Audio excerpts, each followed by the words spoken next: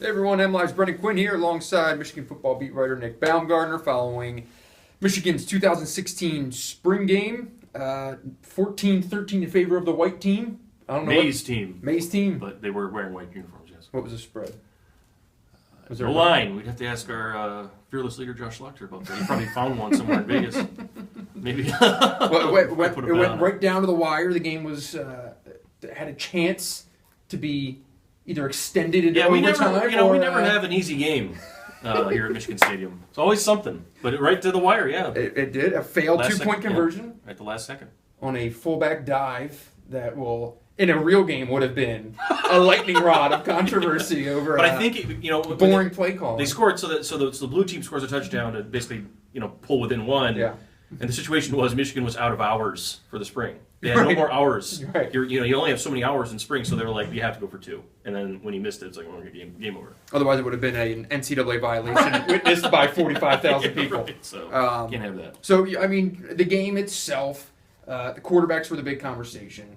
I guess real quick, everyone's going to be talking that Wilton Speight probably has the leg up right now. Mm-hmm. What specifically though stood out to you about the way he handled himself tonight? Yeah, he was so much more calm than I think I remember ever seeing him do anything. I mean, I saw him in Florida for 4 days, whatever it was, and I noticed down there that he did look better, but it was still like, it'd still be like 2 good plays and then one, bad play. 2 good plays, 1 bad play. He didn't have any bad reps today. I mean, he had 1 incomplete pass, but it was a tough throw down the field where, he said he thought he should have checked it down and completed it for a safe one, but it was a tough throw down the field. It was just a tough throw. He missed it. Whatever. Yeah. So he had 1 incomplete pass. Every other throw was right on the money, right on time. 5 of 6. I mean, he didn't get a ton of reps. 5 of 6. Ran the ball, scored a touchdown with his feet. Easy throw to Jake Butt for a touchdown. Wasn't missing open guys. Yeah. And just seemed like he led the team. He said this the other day that he's been up above the other guys in the statistical ranking that Michigan does in terms of moving the ball, picking up first downs, drives that result in touchdowns, the money stuff. He has been better than the other guys this spring in camp or in practice at doing all those things without turning the ball over. No one turned the ball. Shane threw 1 interception, but it was like on a bomb. But no one turned the ball over today, so that's notable. But I did think Wilton looked like the best guy. Corn was 6 of 14. Made a couple nice throws, but also picked up some stuff with his feet. Showed some good running ability. I don't think there's a big gap there. I think it's it's probably like if they played again tomorrow, John might be better. I don't know, but. It seems like it's those 2 guys, Morris running through. I'd say Speight had the more Rudakian performance. That's fair. Today. Fair to say. The defense, really first chance seeing Don Brown's packages and blitz schemes and all this stuff. I don't think they really unloaded and went too deep into the. Jabril Pepper said they showed nothing. Right. Okay. So, but anything first impressions that.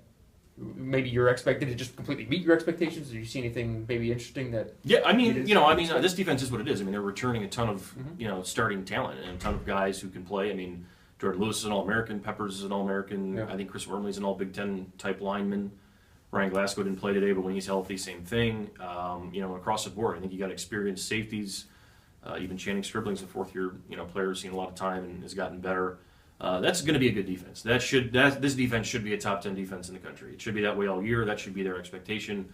Their expectation should be to shoot for being the best because I think they have, the personnel, the experience, and frankly the coach, Don Brown, to do it. I think that they can be the best defense easily in the Big Ten. Maybe not easily, but I think they can certainly be in that conversation.